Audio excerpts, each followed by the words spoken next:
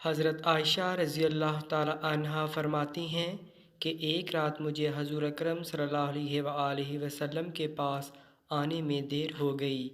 جب میں آپ صلی اللہ علیہ وآلہ وسلم کے پاس گئی تو آپ صلی اللہ علیہ وآلہ وسلم نے مجھ سے فرمایا، تم کہاں تھیں؟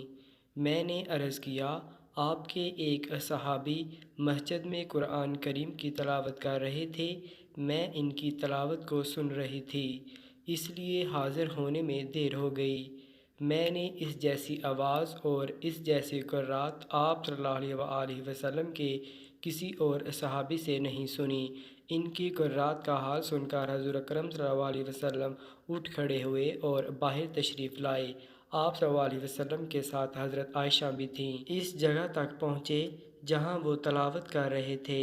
آپ صلی اللہ علیہ وآلہ وسلم نے دیکھا کہ کچھ اور لوگ بھی رک کر ان کی قرات سن رہے تھے اور ان پر محویت طاری تھی، یوں لگتا تھا جیسے ساری کائنات ساکت ہو گئی ہو۔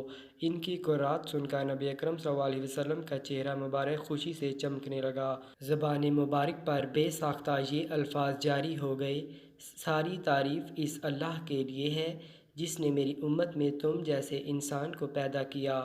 یہ خوش قسمت ترین انسان ابو عبداللہ سالم مولا ابو حذیفہ رضی اللہ تعالیٰ عنہ تھے۔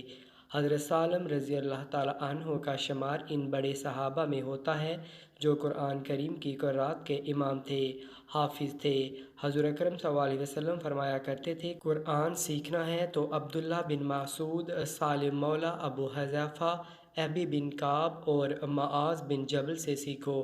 ان چاروں میں بھی حضرت سالم رضی اللہ تعالیٰ عنہ کو یہ خصوصیت حاصل تھی کہ وہ عربی نہیں تھے بلکہ ایرانی تھے۔ اس کے باوجود اللہ تعالیٰ نے ان کو قرآن مجید کی سمجھ بوجھ عطا فرمائی تھی، بلکہ اتنی مہارت عطا فرمائی تھی کہ خود اللہ کے رسول اکرم صلی اللہ علیہ وسلم نے لوگوں کو ان سے قرآن حاصل کرنے کی تلقین عطا فرمائی۔ آپ کے باپ دادا ایران کے تھے، والد کا نام عبیدہ تھا۔ آپ رضی اللہ تعالیٰ عنہ ایک عورت کے غلام کی حیثیت سے مدینہ پہنچے، اس نے آزاد کر دیا تو یہ کسی طرح مکہ آ گئے۔ وہاں حضرت ابو حذیفہ رضی اللہ تعالیٰ عنہ نے انہیں بیٹا بنا لیا، اس لیے آپ سالم بن ابو حذیفہ رضی اللہ تعالیٰ عنہ کے نام سے مشہور ہوئے۔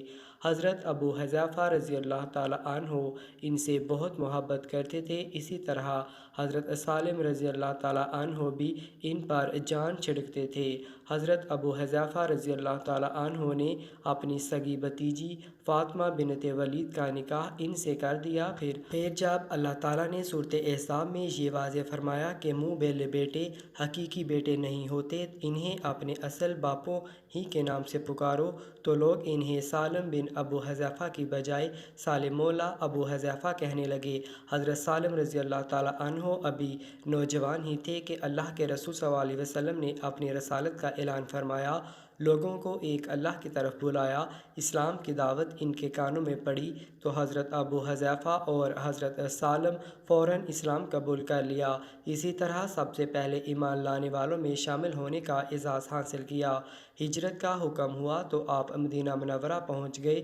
مکہ کی رہائش کے دوران آپ علم حاصل کرنے کا کوئی موقع ہاتھ سے نہ جانے دیتے، اسی طرح انہیں دینی علوم میں ایک خاص مقام حاصل ہو گیا۔ تمام صحابہ کرام رضی اللہ تعالیٰ عنہم انہیں عزت کی نگاہ سے دیکھتے تھے۔ حضور اکرم صلی اللہ علیہ وسلم کی آمد سے پہلے انہیں مسجد قباء میں مسلمانوں کی امامت کرانے کا شرف حاصل ہوا۔ پھر آپ صلی اللہ علیہ وسلم کعبہ تشریف لائے۔ آپ صلی اللہ علیہ وسلم کے مدینہ منورہ تشریف لے جانے کے بعد حضرت سالم مستقل طور پر مسجد قباء میں امامت کے فرائض انجام دینے لگے۔